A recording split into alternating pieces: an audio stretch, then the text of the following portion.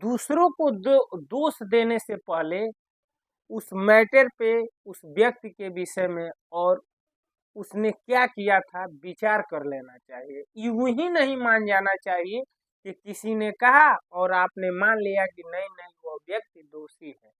उद्धव जी भगवान श्री कृष्ण से कहते हैं कि केशव, सब कहते हैं तुमने पांडवों की रक्षा की द्विज सभा में, लेकिन हमने तो देखा, हमने तो जो हमने सुना, जो हमने गहन किया, उसमें यही लगता है कि तुमने कहाँ पांडवों की तुमने रक्षा किया।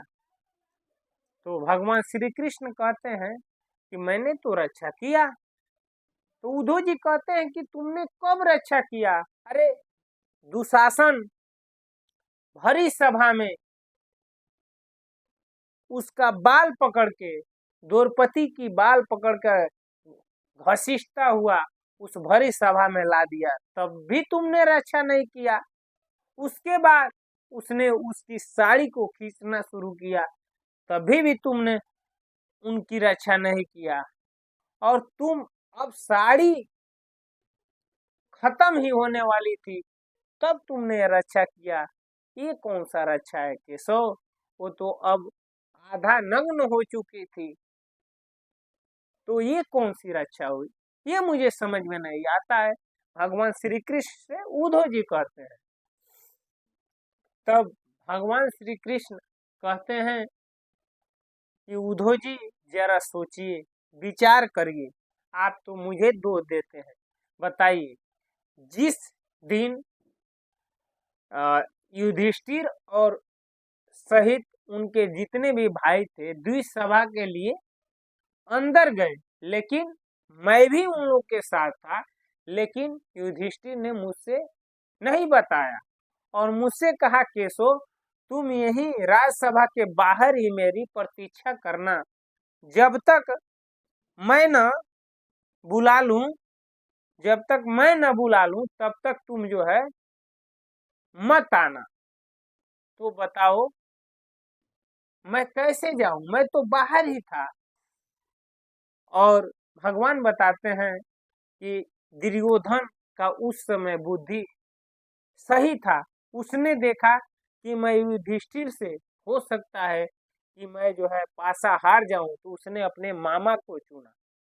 और जो जो दुर्योधन कह रहा था वो अंक जो है शकुनी उसके मामा ला रहे थे। जरा सोचो कि युधिष्ठिर भी अगर अपनी बुद्धि लगाता और कहता कि मेरा पासा जो है, जब जब कृष्ण खेलेंगे, जब तुम्हारे पासा तुम्हारे मामा खेलेंगे, तो मेरे तरफ से केशव खेलेंगे। और जरा जरा ध्यान देना और जरा सोचना कि अगर मैं पासा फेंकूं और पूरे त्रिलोक में मेरे पासा को कोई पकड़ ले, त्रिभुवन में है क्या? और शकुनी जो जो पासा दुर्योधन चाहता था वही ला देता था, लेकिन मेरे साथ वह शकुनी कभी नहीं जीत सकता था। त्रिलोक में कोई ऐसा नहीं है जो मेरे पासा को पकड़ ले। और तुम कहते हो कि मैंने द्रौपदी की कहाँ रक्षा की? तो मैं बताता हूँ, द्रौपदी भी अपने पहले जो है अपने 5 पतियों से मदद मांगी, फिर उनमें बैठे हुए राजा महाराजा गुरुजन कुल गुरु भीष्म सबसे मदद मांगी।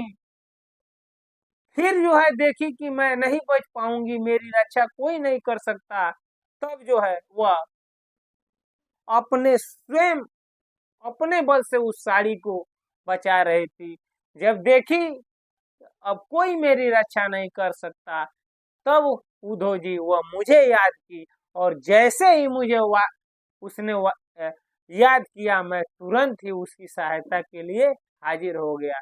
जरा सोचिए उद्धव जी, इसमें मेरी गलती है या उन पांडवों की गलती है? तब उद्धव जी ने कहा कि भगवान, गलती तो उन पांडवों की है। जब उनके तरफ से पासा फेंकने के लिए दुर्योधन ने शकुनी से कहा, तो युधिष्ठिर भी आपको बुलाकर फेंकवा सकते थे, और भगवान आपसे कौन जीत सकता है इस पूरे त्रिभुवन में? मित्रों, ये छोटी सी कहानी ये हमें सीख देती है कि कभी भी बड़ों की बात जो है माननी चाहिए, मनमाना नहीं करना चाहिए।